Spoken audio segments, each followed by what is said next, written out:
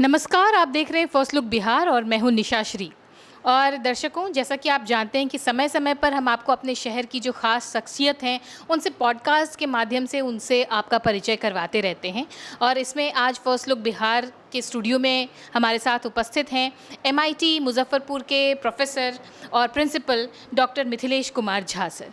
तो मिथिलेश कुमार झा सर, आपका हमारे फर्स्ट लुक बिहार चैनल के इस पॉडकास्ट में बहुत बहुत हाँ, बहुत बहुत धन्यवाद मुझे यहाँ बुलाने के लिए।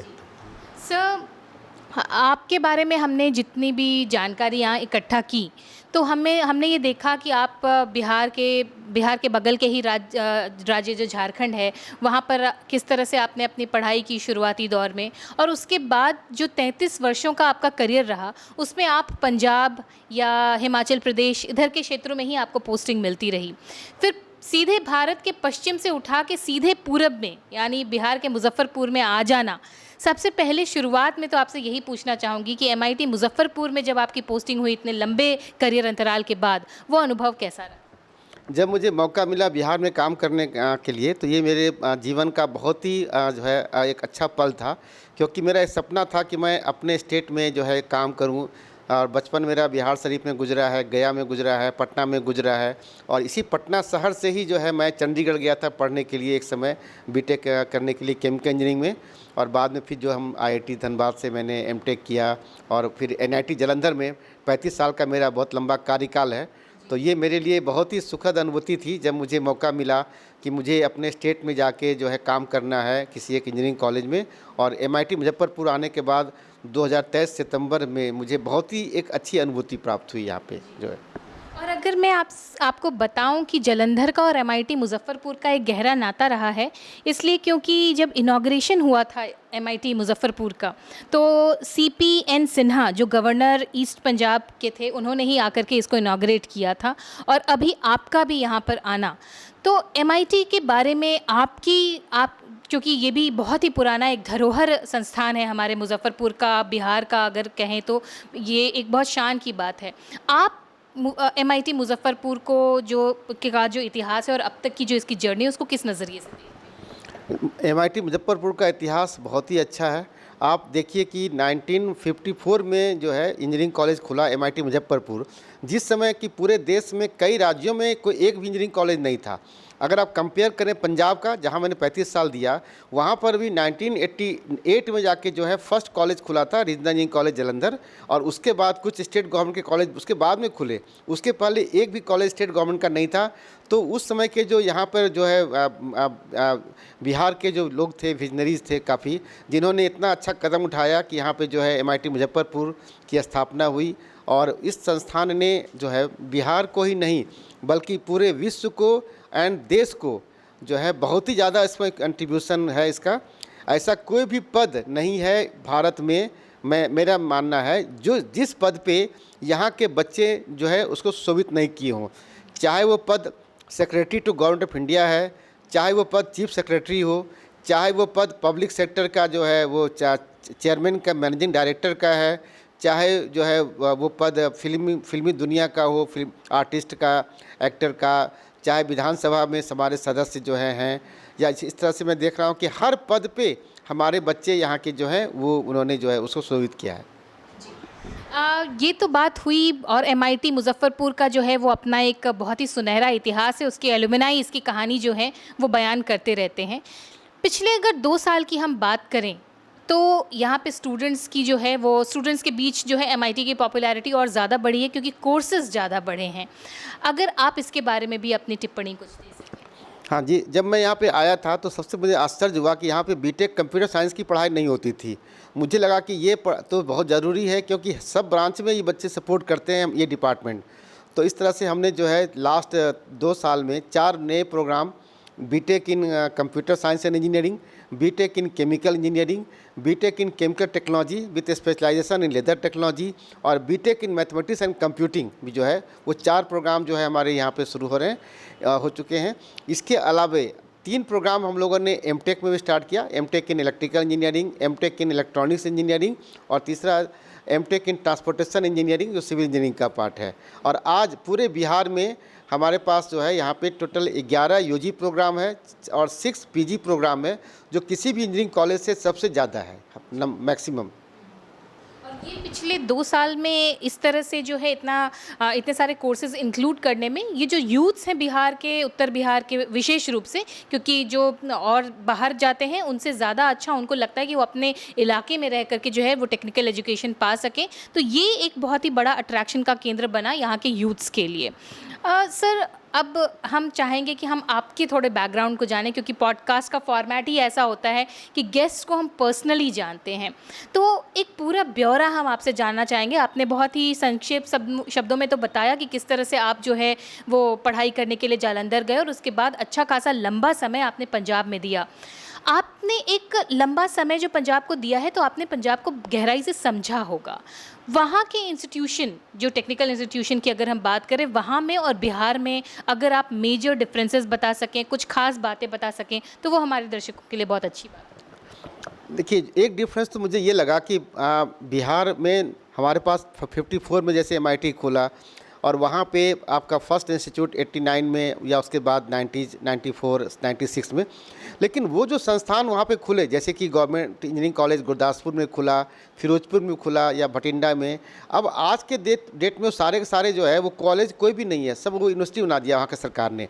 तो पंजाब सरकार ने भले ही देर से काम शुरू किया, लेकिन बाद में मुझे बहुत अच्छा लगा कि उन्होंने जो है सबको यूनिवर्सिटी कैंपस बना के, टेक्निकल कैंपस बहुत ही अच्छे ढंग से वो सब इंस्टीट्यूट को मैनेज कर रहे हैं वहाँ पे, और उनको ऑटोनॉमी मिल गई है, जिससे कि बहुत ज़्यादा जो है उनका विकास हो सकता है, एक्सपोनेंशियल विकास हो रहा है और काफ़ी अच्छे ढंग से वो लोग काम कर पा रहे हैं वहाँ पे।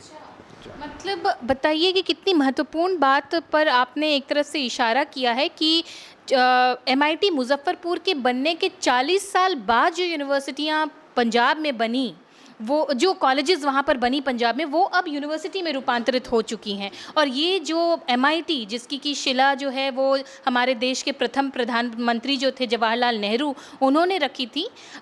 अगर आज वो केवल एक कॉलेज के रूप में जाना जा रहा है, एक इंस्टीट्यूशन के रूप में जा रहा है, तो ये आश्चर्य की बात तो लगती है। अगर ये यूनिवर्सिटी हो जाता तो कितनी अच्छी बात होती। अगर इसके ऊपर हमारे दर्शक तो ज़रूर कमेंट बॉक्स में हमें बताएंगे, लेकिन आपको क्या लगता है कि जब आप जालंधर को देखते हैं और वहाँ पे 40 साल पुराने, मतलब 40 साल बाद एमआईटी से जो छोटे हैं इंस्टीट्यूशन, अगर एज वाइज मैं उसको बताऊँ, वो यूनिवर्सिटी बन गए हैं, तो इसके लिए आपकी क्या लगता है कि क्या एमआईटी मुजफ्फरपुर में ऐसी कौन सी बात रह गई कि वो अभी तक यूनिवर्सिटी में नहीं बदल? नहीं, मैं आपको बताऊंगा, जैसे मेरा खुद का भी अनुभव है। मैं 1991 में ज्वाइन किया था अरिंदा engineering college Jalandhar as a lecturer. उसमें वो कॉलेज था, वो यूनिवर्सिटी नहीं थी, हमारा भी REC। तो 2003-04 तक, जब तक कि वो NIT नहीं बना, और NIT बनने के बाद हमें स्टेटस मिला था यूनिवर्सिटी का, अगर देखा जाए तो हमारा कोई विकास नहीं हुआ। हम सिर्फ बीटेक के कोर्स पढ़ाते थे, हमारे पास ना कोई एमटेक प्रोग्राम चलता था, ना कोई PhD का प्रोग्राम चलता था, और एक ऑर्डिनरी इंजीनियरिंग कॉलेज की तरह हम काम करते थे। बट जैसे ही वो NIT बना और जिस तरह से हमें इंस्टीट्यूट ऑफ नेशनल इंपॉर्टेंस का दर्जा मिला, हमें डीम यूनिवर्सिटी स्टेटस मिला, उसके बाद अगर हम देखते हैं कि 2003-04 के बाद इतने फास्ट वहाँ पे डेवलपमेंट हुई, हमें PhD स्टूडेंट मिले, हमने 23 PhD बच्चों को करवाया। हमारा फर्स्ट PhD स्टूडेंट जो है वो IIT धनबाद में प्रोफेसर है, अभी यहाँ फैकल्टी है, या ऐसे बहुत से हैं पूरे कंट्री में हैं 10, और बहुत सी चीज़ें वहाँ पब्लिकेशन, पेटेंट जो भी है, अब इतना ज़्यादा मतलब डेवलपमेंट हुआ NIT बनने के बाद, क्योंकि जब ऑटोनॉमी मिली हम लोगों को, और वहाँ पे हम लोगों ने एक मैं चूँकि केमिकल डिपार्टमेंट का फाउंडर वहाँ पर टीचर था, तो मैंने ऐसे BTech in chemical engineering, MTech chemical, MS programme, PhD programme सब स्टार्ट किया। और उसके बाद फिर मैंने एक centre for energy and environment की भी स्थापना किया, और सबसे आश्चर्य की बात ये था उसमें कि वो सेंटर जो है supported by ministry of new and renewable energy. 15 scholarship जो है वो ministry of new and renewable energy ने दिया उस समय हमें, और वो सेंटर बहुत ही अच्छे ढंग से चल रहा है, क्योंकि आने वाला जो समय है वो एनर्जी का है। तो ये सारी चीज़ें हम तब कर पाए क्योंकि जब हमारे पास ऑटोनॉमी थी, हमारे पास यूनिवर्सिटी का स्टेटस था, और एक अच्छा वहाँ पर माहौल था। तो आरईसी में जब तक मैं था तब तक जो है वहाँ पे हम कुछ भी नहीं कर सकते थे। इसी तरह से मुझे लगता है कि जब यहाँ के संस्थान में भी अगर वो स्टेज आएगा तो सर्टेनली यहाँ का जो ये संस्थान है ये बहुत ही आगे बढ़ेंगे, क्योंकि यहाँ पर बहुत ज़्यादा पोटेंशियल है इन संस्थान को आगे बढ़ाने के लिए। जो पोटेंशियल को हम लोग जो है अभी उतना यूज़ नहीं कर पा रहे हैं, आने वाले समय में हो सकता है कि सब संस्थान मतलब देश का बहुत ही अच्छा संस्थान में आएगा। मतलब सोचिए कि अगर कोई भी संस्थान और ख़ास करके अगर वो इतनी पुरानी है, उसके पास इंफ्रास्ट्रक्चर है, लेकिन अगर उसका स्टेटस बदल जाता है, अगर वो यूनिवर्सिटी में रूपांतरित हो जाती है, तो ना केवल उस संस्थान के पास पावर आता है, बल्कि जो स्टूडेंट्स हैं, वहाँ आसपास के जितने लोग हैं, उनके लिए भी अपॉर्चुनिटीज़ का जो है वो भंडार खुल जाता है। और रिसर्च की फील्ड की तो बात अगर आपके बारे में भी हम जानें तो 150 से ज़्यादा रिसर्च पेपर्स जो है वो आपने अपने नाम दर्ज कराए हुए हैं। और इसमें आपने जैसे बताया कि केमिकल इंजीनियरिंग की स्पेशलिटी है और एनवायरनमेंट के ऊपर भी आपने अच्छा खासा जो है वो काम किया हुआ है। इन सारे माध्यमों में आपको क्या लगता है कि मुजफ्फरपुर एमआईटी जो है, क्या वो इस क्षेत्र में कुछ काम कर पाएगा? इसके ऊपर क्या स्कोप्स है? नहीं, एक्चुअली क्या था, कुछ दिन पहले तक बिहार में केमिकल इंजीनियरिंग की पढ़ाई कहीं भी नहीं होती थी और ये मुझे बहुत तकलीफ़ देता था हमेशा। जब मैं पंजाब में भी रहता था तो मैं यहाँ से इंडियन नेशन अखबार मंगाता था बाई पोस्ट और यहाँ के न्यूज़ पढ़ता था उस ज़माने में। अब तो खैर इंडियन नेशन नहीं चलती है, मैं बता रहा हूँ पुरानी बातें। तो यहाँ पे पूरे स्टेट में आपका पास एक भी संस्थान नहीं जहाँ केमिकल इंजीनियरिंग की पढ़ाई होती है, और जबकि यहाँ पे आपके पास बरौनी रिफाइनरी इतना बड़ा कंपनी और कई कंपनियाँ यहाँ पे है। तो हम लोगों ने बहुत काम किया। मैं 2021 में राष्ट्रीय अध्यक्ष भी था Indian institute of chemical engineer का, और मैं पहला बिहार का बच्चा हूँ जो कि उस प्रेसिडेंट आईआईसीसी बना था। उस समय भी हम लोगों ने बहुत मेहनत की और अभी देखिए कि भगवान की कृपा से हमारे आईआईटी पटना में भी जो है बायोकेमिकल खुल गया। आपके एनआईटी पटना में भी जो है मेरा योगदान है, मैं वहाँ बोर्ड ऑफ स्टडीज़ का मेंबर भी था। वहाँ पर भी केमिकल इंजीनियरिंग जो अभी स्टार्ट हो गई है। अभी बेगूसराय में भी जो है गवर्नमेंट इंजीनियरिंग कॉलेज में हुआ, और हमने एमआईटी में तो दो ब्रांच खोला केमिकल का, बीटेक इन केमिकल इंजीनियरिंग, और एक हमारा प्रोग्राम चल रहा था लेदर टेक्नोलॉजी का, जिसमें कि बहुत ज़्यादा बच्चे नहीं आ पा रहे थे, तो हमने उसको भी चेंज करके BTech in chemical technology with specialisation in leather technology कर दिया, जिससे कि अब उसमें जो है सीट भी बढ़ा दिया हम लोगों ने, 15 से 30 कर दिया, और बच्चे उस काफ़ी अच्छा वहाँ पर आ रहे हैं। तो केमिकल इंजीनियरिंग का बहुत अच्छा मतलब कि ये एजुकेशन जो है बिहार में कह सकते हैं कि हम लोग की अभी रिसेंटली जो है वो हुआ है, जो पहले नहीं था। और हम लोगों को बहुत ये लगता था कि इतना बड़ा स्टेट में एक मेजर डिसिप्लिन केमिकल इंजीनियरिंग जो है वो ऑलमोस्ट नील था पहले। तो सोचिए कि मतलब अभी तक आपके आने से पहले तक यहाँ पर केमिकल इंजीनियरिंग का जो है वो कोई सेक्शन नहीं था, और वो ऐड ऑन हो करके वो कितने सारे जो बिहार के बच्चे हैं जिनके लिए अपॉर्चुनिटी बन करके आया होगा। और हमने जब आपके प्रोफाइल को खंगालने की कोशिश की थी तो इस तरह की बहुत सारी डिटेलिंग थी जिसमें आपने देश विदेश और यहाँ के कई सारे ऐसे जो टेक्निकल संस्थान हैं उसमें कहीं ना कहीं आपकी किसी न किसी बड़े पद पर या तो भागीदारी थी या मेंबरशिप थी। इन सारी बातों को ये सारा अनुभव जब एमआईटी मुजफ्फरपुर में आता है तो फिर आपका अभी का विजन, अगर हम अभी से देखें कि अगर कुछ ऐसा डेवलपमेंटल बदलाव इसमें हो सके, वो आपको किस ओर लेके जाता है? नहीं, बहुत कुछ हो सकता है। मेरा तो इंटरनेशनल एक्सपोजर भी है। मैं 2008 में भारत सरकार ने मुझे जो है अपना एक उनका प्रोग्राम चलता है अंडर फैकल्टी सेकेंड प्रोग्राम के तहत मुझे Asian institute of technology Bangkok में भेजा गया था एज ए प्रोफेसर, और वहाँ पे मैं था सर्ड में school of environment resource development में जो है एनर्जी फील्ड ऑफ स्टडी में था। वहाँ बच्चों को मैं पढ़ाते थे। तो मेरे पास ये एक इंटरनेशनल एक्सपोजर भी है। आईआईटी का मैं विद्यार्थी रहा हूँ, एनआईटी में मैं 35 साल लगाया हूँ। स्टेट गवर्नमेंट में मैं शिमला में डायरेक्टर था 2016 से 19, तो मुझे स्टेट गवर्नमेंट का भी पता है कि वहाँ पे क्या चैलेंजेस है, क्या प्रॉब्लम्स है। और यहाँ आने के बाद मुझे ये सारे एक्सपीरियंस से जो है ये मुझे बहुत हेल्प किया इस एमआईटी में काम करने में। विगत 2-2.5 साल से जो मैं काम कर रहा हूँ वो सारा हमारा एक्सपीरियंस जो है यहाँ पे वो उसका यूटिलाइज हुआ, और जिसके चलते यहाँ पे हम लोग इतने नए प्रोग्राम स्टार्ट किए, और भी कई चीज़ें यहाँ पे हुई है।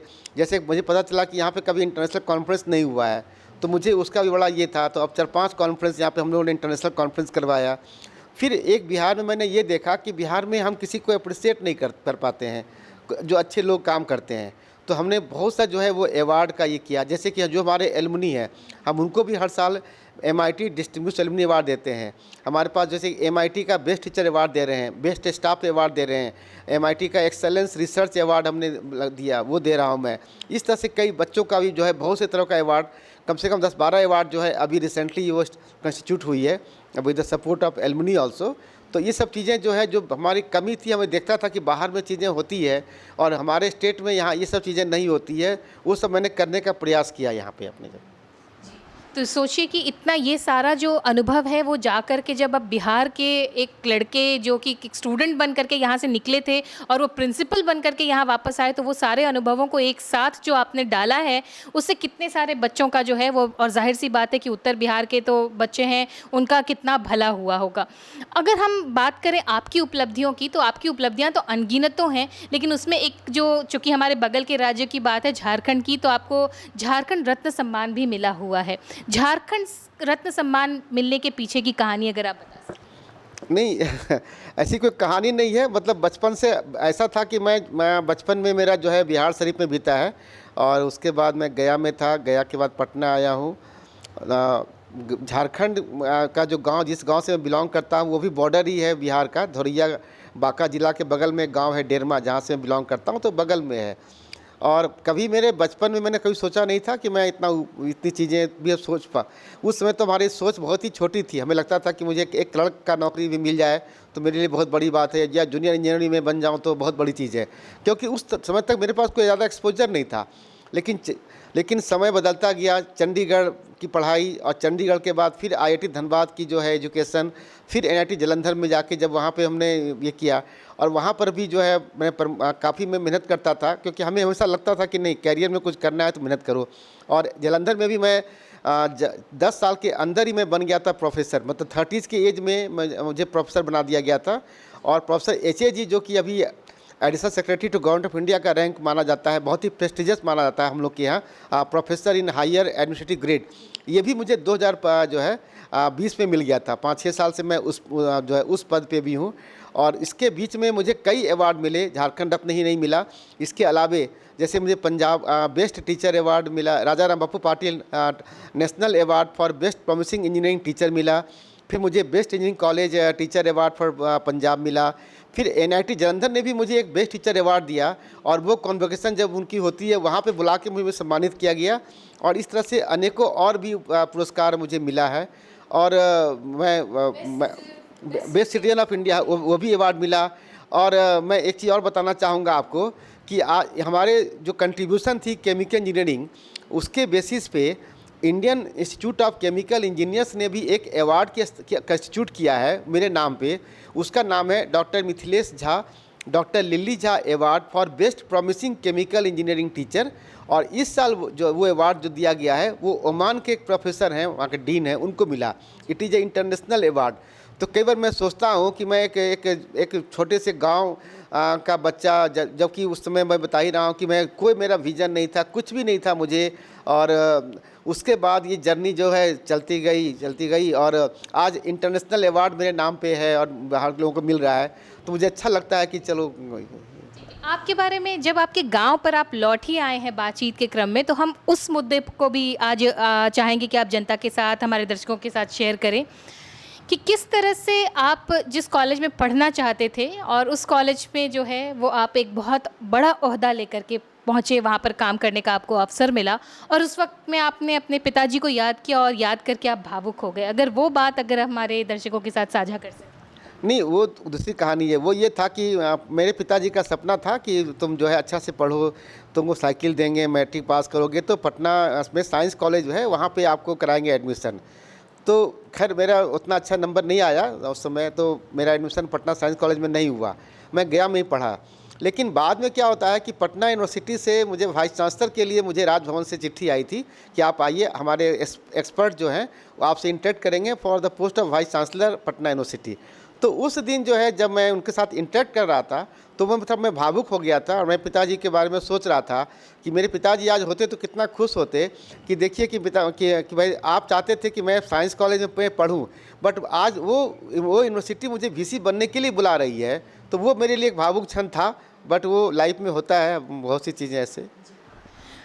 आपने अपने रिसर्च पेपर के बारे में भी डिस्कस किया और किस तरह से जो है वो आपने नई नई चीज़ों के ऊपर शोध किया है। इसमें एक क्योंकि जो एक जो कि नॉन टेक्निकल सेक्शन से होते हैं ना, उनके मन में होता है कि साइंस और जो प्रकृति है वो बिल्कुल ही अलग अलग चीज़ होती है, लेकिन जाहिर सी बात है जो टेक्निकल सेक्शन के लोग हैं वो इस तरह से नहीं सोचते हैं। और शायद इस वजह से आपने इन्वायरमेंटल इंजीनियरिंग और न्यू एंड रिन्यूएबल जो इंजीनियरिंग है इसके ऊपर भी कई सारे रिसर्च पेपर लिखे हैं। इसका उद्देश्य क्या होता है और इसका आपके सब विषय से कैसे सामंजस्य है? नहीं, इसमें देखिए ऐसा था, मैं बताता हूँ आपको थोड़ा सा।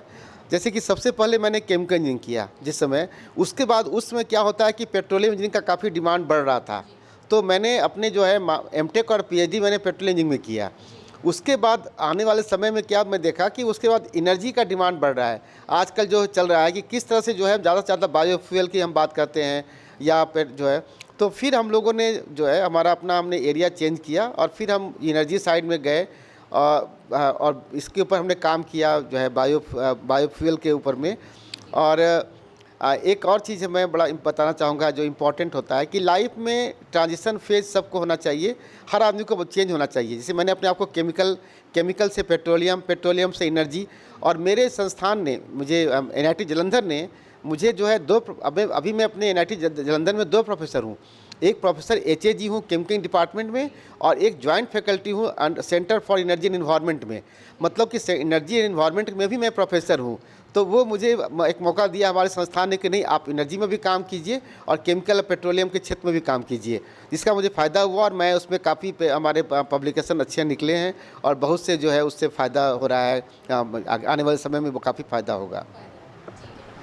तो किस तरह से जो है वो ट्रांज़िशन जो है उसको बहुत ही हमें स्वीकार करके रखना चाहिए, क्योंकि ये अगर आप ये ट्रांज़िशन को आप स्वीकार करते रहते तो कहीं न कहीं वो आपको एक बहुत बहुआयामी बनाता है और बहुत सारे नए अवसर भी आपके सामने लेकर आता है।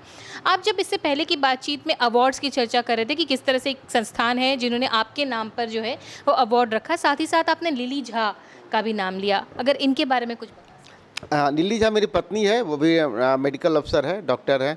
और सबसे बड़ा चीज़ ये था कि मेरे जो कंट्रीब्यूशन जो भी मैं कर पाया उसमें उनका बहुत योगदान था। तो मुझे लगा कि जो अवार्ड में सिर्फ मेरा नाम अगर रहता है तो ये मेरे लिए फिर जो है ना, मतलब कि एक तरह से ये होगा, जाती होगा कि अगर क्रेडिट उनको ना मिले।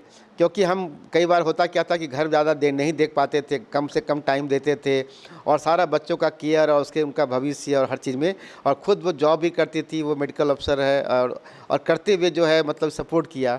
तो इसी चलते जो है जब ये बात आई थी इस अवार्ड का, तो उनके नाम से जो जॉइंट अवार्ड है, तो मुझे भी सेटिस्फेक्शन होता है कि चलो कम से कम जो है कि उनको जिन्होंने मुझे इतना सपोर्ट किया मेरे सुख में दुख में, जब तो उनका भी नाम होना चाहिए वहाँ पे। एक टेक्निकल एक्सपर्ट का जो है वो एक भावुक पहलू भी है, वो हमको आपकी इस सोच से जो है वो हमको पता चलता है। इसके बाद अगर हम फिर से एमआईटी के मुद्दे पर वापस आएँ तो एमआईटी का अगर हम मोटो देखते हैं तो सर्वोपरि कर्मा मोटो जो है वो लिखा रहता है। आपको क्या लगता है कि अभी यहाँ पे अगर इसका ये मोटो ही दे तो ये मोटो कितना सक्सेसफुल है और इसको और कितना ज़्यादा एलिवेट किया जा सकता है? नहीं, एमआईटी का जो मोटो है ये बहुत अच्छा है। सबसे बड़ा चीज़ मैं ये देखता हूँ कि एमआईटी जो है वो समाज के जो सबसे मैं कह सकता हूँ कि जो नीचे के तबके के जो लोग हैं, मतलब उनको बहुत सपोर्ट करता है। मतलब वहाँ के बच्चे ज़्यादा आते हैं, पढ़ते हैं। आज भी भाई बहुत बड़े बड़े जो घर के बच्चे हैं, इनके पास पैसा है, मैं देख रहा हूँ, वो बिहार से बाहर चले जाते हैं। बट ये एमआईटी वो बिहार के जो टैलेंटेड बच्चे हैं और जिनका फाइनेंशियल जो है वो उतने साउंड नहीं है, उन सब बच्चों के लिए कहा जाए तो ये एक मक्का मदीना टाइप का ही हो सकता है। मतलब इतना ज़्यादा उसका यहाँ पे ये है कि वो बच्चे आते हैं, पढ़ के जाते हैं। लास्ट ईयर देखिए 68 बच्चे गेट क्वालिफाई किए हमारे यहाँ से, और इस बार भी जो है हमारे 50 बच्चे गेट क्वालिफाइड किए। ये गेट क्वालिफाई करना मतलब कि ये बहुत बड़ी बात होती है। इससे बच्चों को जो है पब्लिक सेक्टर में नौकरी मिलेगी, या फिर जो है आगे आने वाले समय में उनको जो है आपका जो है अच्छे हायर स्टडी में उनको एडमिशन मिल जाता है। आईआईटी में, एनआईटी में हमारे बच्चे आईएससी बेंगलोर में पढ़ रहे हैं। मतलब अच्छी जगह पे सब जो है मैं देखता हूँ कि जाके एडमिशन मिलता है उनको, और काफ़ी अच्छा चल रहा है ये सब।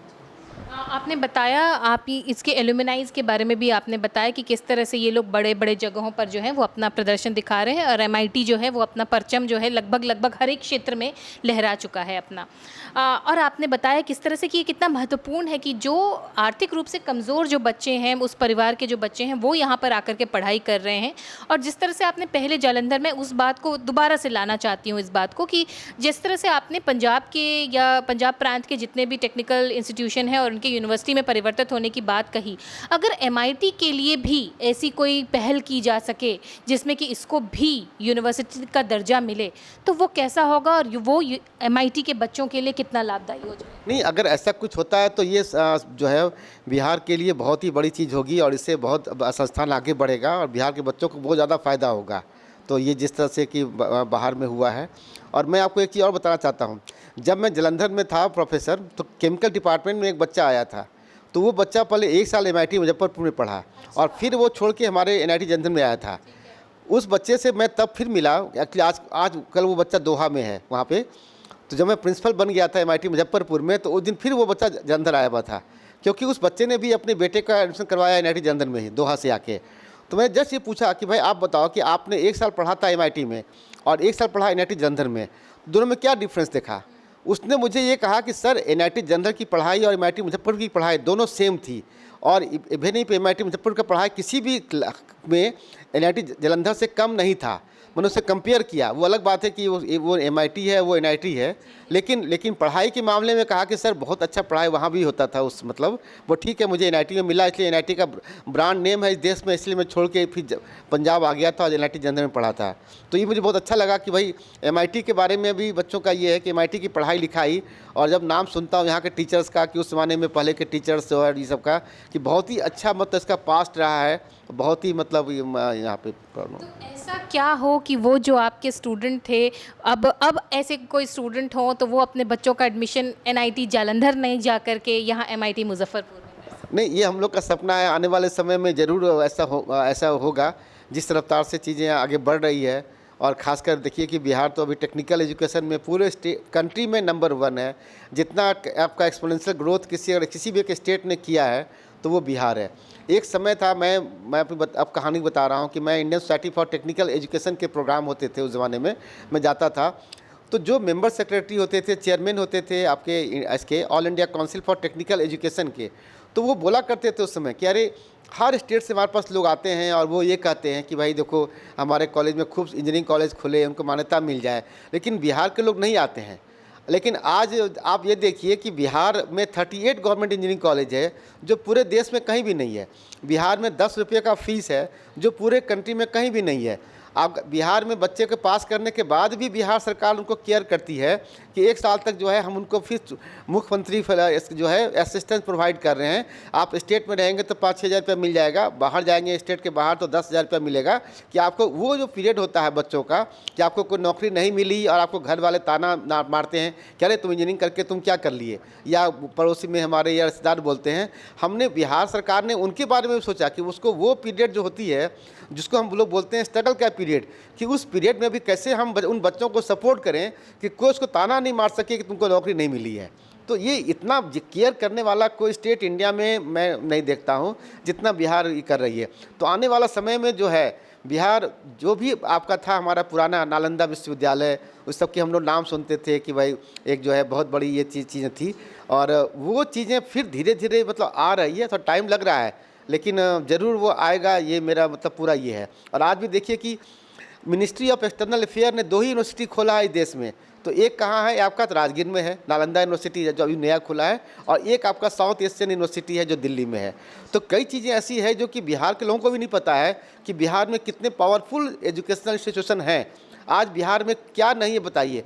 इंडियन इंस्टीट्यूट ऑफ मैनेजमेंट हमारे पास में है, IIT है, NIT है, हमारे पास आपके IIIT है। आइसर वगैरह नहीं है। अगर सरकार हमारी चाहे तो हमें आइसर भी मिलना चाहिए बिहार में, Indian institute of science education and research का, क्योंकि उससे ही बहुत फ़ायदा होगा हमारे साइंस का। मतलब कई चीज़ें जो है वो ये कि अभी नहीं है 1-2 चीज़ें, तो वो अगर हम लोग चाहेंगे, अगर बिहार की सरकार प्रयास करेगी तो हो सकता है। और इससे आने वाले समय में जो हम लोग का है कि एजुकेशन हब या जो भी है वो हो जाएगा और अच्छा रहेगा। जैसे कि कुछ कुछ क्षेत्रों को हम जानते हैं कि वो इलाके विशेष रूप से युवा वहाँ पहुँचते हैं कि यहाँ पे अच्छी पढ़ाई मिलेगी, तो हो सकता है एक ऐसा भी समय आएगा जब लोग कहेंगे कि हाँ बिहार में है, इसका मतलब एजुकेशन जो है वो अव्वल दर्जे का मिलेगा।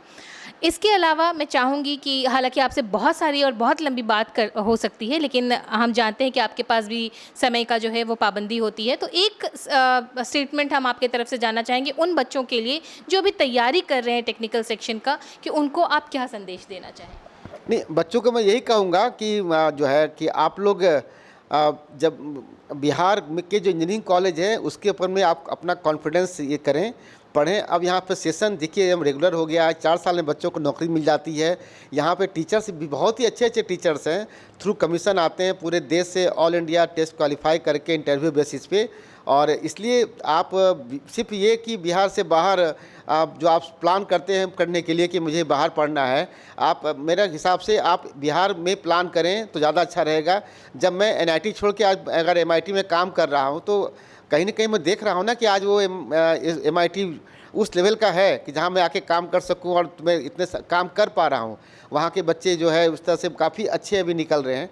तो आप लोग बिहार में ज़्यादा से ज़्यादा बच्चे प्लान कीजिए। बाकी हायर स्टडी के लिए बाद में सोचिएगा, लेकिन अंडर ग्रेजुएट के समय में हमारे पास जो टीचर है वो टीचर बहुत से जगह स्टेट में नहीं है, क्योंकि थ्रू कमीशन जो अपॉइंटमेंट होती है उसमें काफ़ी अच्छे टीचर आते हैं।